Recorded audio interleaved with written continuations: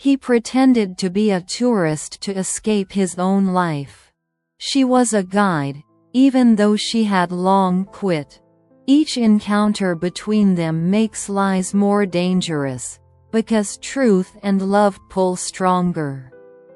Follow Sandra and Ryan through a city where hearts find each other. Love Stories Max. Welcome to my channel. Enjoy watching, friends. They choose each other. I met him early in the morning, when the city had not fully woken up yet. The stone beneath my feet was still cold. Cafes were just unlocking their doors, and the air smelled of the sea and freshly baked croissants. "Are you a guide?" he asked in English, with a gentle smile, as if he already knew the answer. I nodded, even though, in truth, I had not been a guide for a long time. My badge was still lying in a drawer, together with the life I was no longer brave enough to live openly. I had quit months ago, but sometimes I still put on the same jacket, came to the square, and pretended I belonged to this city the way I used to. "My name is Ryan. I am a tourist, just for a few days." He said it as if he was trying to convince not me, but himself. We walked through narrow streets where balconies almost touched each other, and laundry swayed above our heads like flags of other people's stories. I told him legends, some real, some invented on the spot. He listened carefully, sometimes taking pictures not of the buildings, but of my hands while I spoke. "You talk about this city as if it once saved you," he said quietly. I did not answer, because it had. And then, one day, it stopped. Our second meeting was accidental. At least, that was what he said. I was sitting on the steps near the viewpoint, eating an orange and watching the sun slowly sink into the sea. He appeared beside me with 2 paper cups of coffee. "A guide is allowed a break," he smiled. I took the coffee. It was exactly how I liked it, slightly bitter, with a hint of cinnamon. I did not ask how he knew. We talked about small things, favorite music, cities where it is hard to breathe, and places you never want to leave. He spoke about travel, but not once about home. That should have worried me. Instead, I felt calm. With each passing day, we met more often. I took him to places tourists never see. To the roof of an old library that smelled of dust and sunlight. To a courtyard with a lemon tree that bore fruit even in winter. To a beach where the sand was black and the waves were quieter. He looked at me as if I were part of the route he could not afford to miss. One evening, he said, "I came here to escape." I did not ask what from. Because I was escaping too. The truth crept closer, slowly. I noticed he never asked about hotels. That his clothes were too expensive for a random tourist. That sometimes he looked at his phone as if it might explode. And he must have sensed that I was not really a guide. Real guides do not get lost in their own stories and do not hold their gaze on their clients for that long. We kissed in the rain. It happened on a bridge, when the city was shining as if newly born, and people were hiding under umbrellas. His lips were warm, his hands careful, as if he was afraid I might disappear. "Sandra," he whispered, "I am not who I pretend to be." I smiled through the rain. "Neither am I. We laughed, and then we fell silent. Because every truth now had the power to destroy us. I learned that he was not a tourist. He was running from a life where people expected decisions, responsibility, and obedience to roles that no longer fit him. Here, he could simply be Ryan, a man walking through a city, holding my hand. He learned that I had quit being a guide long ago. That I was afraid to admit, even to myself, who I was without that role. We sat on the floor of my small apartment, sharing pasta from one plate, knowing that a lie had brought us together, but the truth might tear us apart. He left a week later. Without promises. Without drama. Just a note on the table. Thank you for showing me the city. And yourself. I put the badge back into the drawer. And for the first time, I did not feel empty. A few months later, I received a message. I am not running anymore. Are you? I did not answer right away. But I bought a ticket. Because sometimes love is not about how honestly it begins, but about the choice to walk together after all the truth is finally spoken. I saw him before he noticed me. He was standing in the arrivals hall, slightly off to the side, with the same habit of keeping his shoulders tense, as if the world might once again demand that he run. In his hand was a small suitcase. Not new, the same one he had left with before.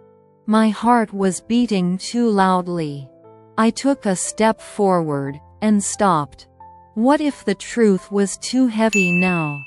What if we were afraid again? He lifted his head. Our eyes met, and everything else disappeared. Ryan did not smile right away. First, he exhaled, as if he had been holding his breath for a very long time. Sandra, he said softly, as if he were afraid the name might dissolve into the noise of the airport. I came closer. We did not hug immediately. We stood one step apart, noticing small changes. A new line near his eyes. Slightly shorter hair. A different look, calmer. You came, I said, stating the obvious because anything else felt impossible. I came back, he replied. We walked through the city in silence. But it was not an awkward silence. It was the kind that grows between people who feel too much. I noticed how he touched the walls again as we passed through narrow streets. How he looked at the same balconies. How he stopped near the same cafe. It is still here, he said, pointing to a table by the window. That is where you laughed with me for the first time. I was not laughing, I smiled. I was trying not to fall in love. He laughed quietly. We climbed to the viewpoint in the early evening. The wind was warm, and the sky was soft, streaked with pink. I sat down on the stone bench, and he sat beside me immediately, leaving just enough space for me to choose. I moved closer. His hand brushed mine, accidentally, and neither of us pulled away. I am not running anymore, he said. I quit. I changed cities. I learned how to be honest, even when it is frightening. I nodded. And I am not pretending to be a guide anymore, I said. I am learning to be myself again. Without badges. Without roles. We sat there for a long time, watching the lights turn on. Watching the city breathe beneath us. Later, We had dinner in a small restaurant with slightly worn tablecloths and a candle between us that kept going out because of the draft. He broke bread and placed a piece on my plate, just like he used to. I caught myself realizing that I remembered every movement of his hands. When we stepped outside, he stopped. "May I?" he asked, gesturing toward my hand. I nodded. His fingers intertwined with mine, steady, adult, unafraid. And I understood. This time, we were not hiding. "Sandra, I am lying in bed, unable to fall asleep. The window is slightly open, and the night air smells like the city, stone, sea, and warm bread from the bakery on the corner." My hand still remembers his touch. Not the gesture itself, but the intention behind it. Calm, real, without escape. I replay the evening again and again. The way he walked just a little slower than me. The way he placed his hand on my back when we crossed the street. The way he noticed I dislike bright light and stepped between me and the street lamp. There were no grand words. There were only small things. I think about how strange it feels to be chosen without a role. Not because I am a guide. Not because I know this city. But simply because I exist. I am no longer afraid that the truth will destroy us. Because tonight he looked at me as if he knew all of me, and stayed anyway.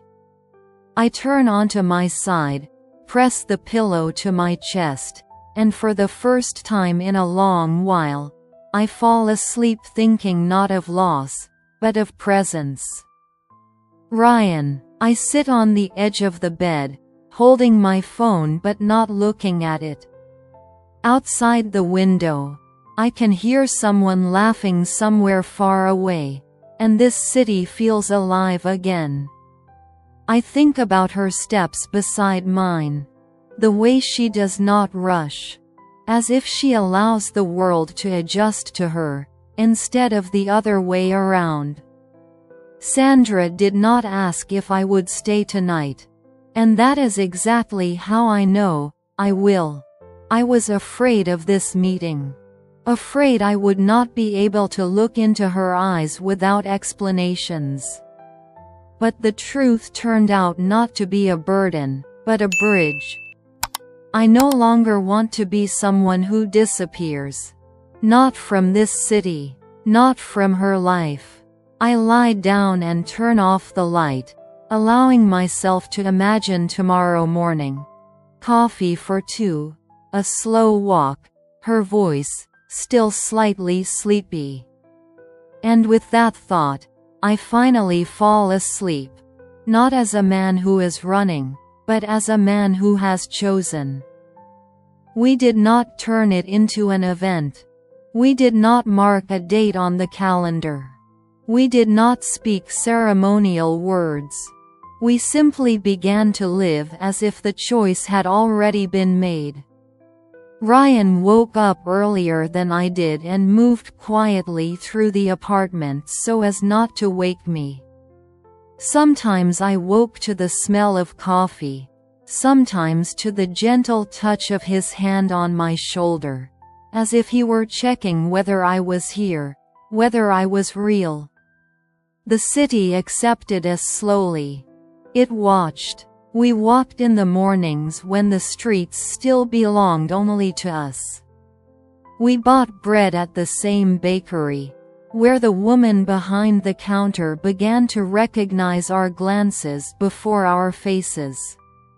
We sat on the steps by the sea and stayed silent, the kind of silence shared by people who no longer need to prove anything. Sometimes we spoke about the past. Carefully, without blame. He told me about the life he had run from, without hiding his shame or his relief. I spoke about the years I spent hiding behind other people's roots, afraid to admit my own. We did not try to fix each other. We accepted. There were days of doubt. Days when fear returned. When we stayed silent longer than usual. But now, we did not disappear. We stayed, even when it was uncomfortable. Even when it was difficult. One evening, we sat at the same viewpoint again. The wind was cool, and the sky was deep, almost blue. Ryan took my hand and said nothing. He did not need to.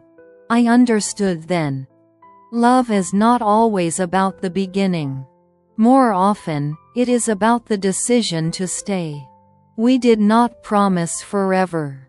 We promised honesty, presence, the choice, again and again.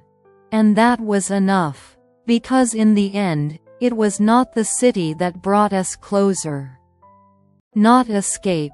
Not the roles we once played. We simply looked at each other and chose.